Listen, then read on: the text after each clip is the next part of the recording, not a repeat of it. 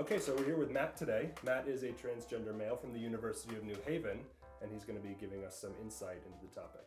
So Matt, tell me a little bit about yourself. Well, my name's Matt. I work at Lowe's, and I draw horses very often.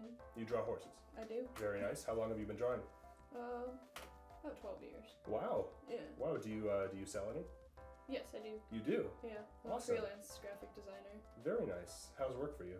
Yeah, it's good. Yeah? Yeah. Sometimes it works, sometimes it doesn't. Yeah. It's freelance. Get you some spending money at college? Yeah. Okay. Where are you from? Originally, I'm from Texas and California, but right now I live in West Haven. Oh, nice. So you were born in Texas, I'm assuming? Yes. Where? Dallas. Okay, how long did you live there? About 7 years. Oh, wow, okay. And Yeah. then you moved to where in California? Visalia. It's a little bit south of Bakersfield. Okay. Very nice. And how long were you there for? Just about a year. Okay. What do you miss about Texas? Do you remember much? Texas was a lot slower paced than Connecticut. Nobody really stops to smell the roses, so to say, here. Yeah? Yeah. Okay. Would you say, I know that New England gets the bad rap for people just being able to walk past each other and not even look at each other. Was that different in Texas? Yeah, it's a lot more community-based even in the city. Yeah? Yeah. Okay. Talk to me about high school. So that's where you first came out as being transgender, yeah? Yes. Okay. Now, who'd you tell while you were there? The first person I told was my best friend Emily, Mm-hmm. and after that I told my mom Okay. and a few friends, but no teachers Right. or anything. It was weird because my friends knew and I wanted everybody to know, but it was just awkward after having been there for 2 or 3 years to all of a sudden be like, change everything you know about me. What stopped you from mentioning it to everybody? Mostly I think it was a fear that they would refuse to change it, Mm-hmm. so I didn't take the chance. Mm-hmm. Just because they had known you for so Yeah. long? Okay. Did you think that they would reject you, or was it more of just the convenience of not disrupting who you were? I think it was a little bit of those, and a lot of it I didn't think it would be taken seriously because I was young still. Mm-hmm. Mm-hmm. And what year was that? I first came out when I was 14. My mom kind of glazed over it and was like, "You're young, it's a phase." So I've kind of come out to her every year since. Has she come around? A little bit, but she doesn't take it very seriously. It definitely makes things tense. I don't go home as much as I would like to. I go home for holidays to see my siblings, but there's like this unspoken rule that I don't tell my siblings. Do you have any plans to tell them at any point? I actually did tell my two of my younger brothers at one point, Okay. right before I moved out, and it resulted in me being kicked out prematurely. By mom? Yeah. So no plans to redo that anytime soon.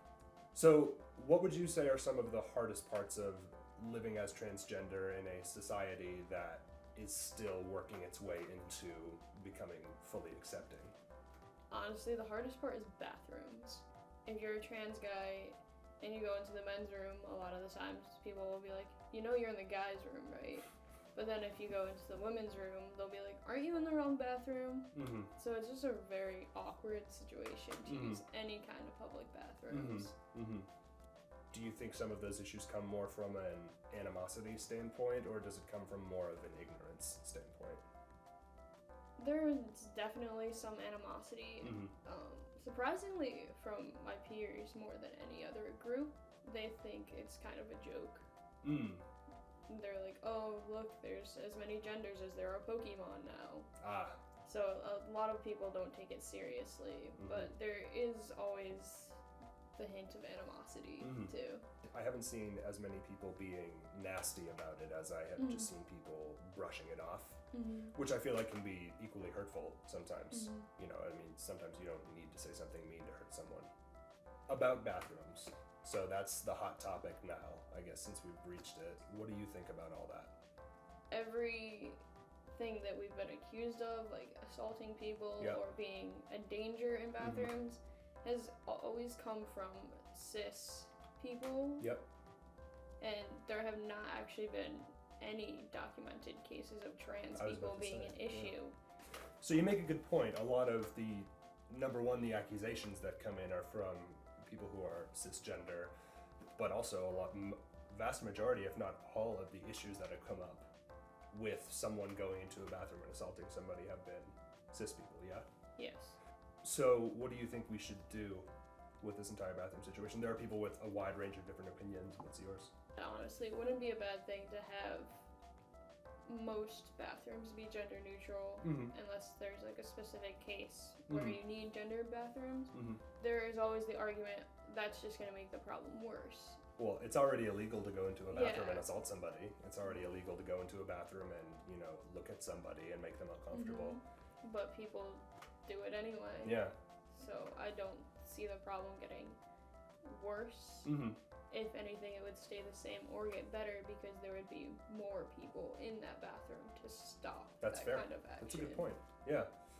One particular option that I've heard a lot that I think is a pretty decent idea is to, a lot of times you go into like a fancier restaurant and they have stalls that are made of drywall that go all the way down to the floor.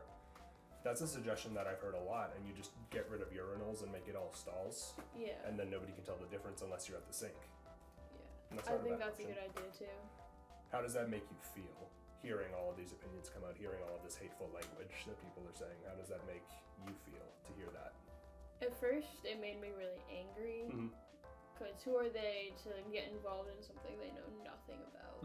But now it just kind of makes me sad, because everybody is so caught up in judging other people and assuming things that they don't take time to think about how it's going to impact not only the trans community, but the cis community too has actually had a lot of negative impact because of this bill in North Carolina. Anyone who doesn't look feminine enough or masculine enough has been pulled out of bathrooms and told that they can't use that bathrooms even if they are like a cis woman in the women's room. So I think it's just sad. I feel like a lot of energy is being spent judging, like you said, and I feel like a lot of people are refusing to have the conversation just to stick to their opinions, when really there are a lot of good outcomes that we can come to if we can just talk to each other, And yes. It's unfortunate to me that people are just outright refusing to talk about it, or at least refusing to listen. We'll phrase it that way. Before we go, is there anything that you would like our viewers to know? Anything that you would like to clear up or give them your personal views on? There are always going to be people who are going to try to oppose you no matter what you're doing. You could be selling lemonade, you could be coming out as trans, you could be trying to prevent the next world war. There's always going to be someone who opposes you, but there are also going to be people who support you, and those are the people you want to focus on. Oh, well, thank you, Matt. No problem. It's good having you here. Nice to be here. Okay, well, I hope you enjoyed our interview with Matt. I know that I learned a lot, and I hope that you did as well. I know that this is a hot issue in society today, and I know that there are a wide variety of different opinions, so if you guys would like to share yours, please leave a comment below. Just please, we only ask that you keep it positive.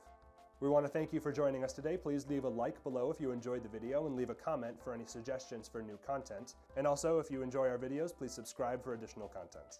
If you have any questions, you can shoot us an email at compassadvocacygroup@gmail.com or message us at compassadvocacy.tumblr.com. Once again, it was great to have all of you here. My name is Paul, and welcome to the Compass Advocacy Group.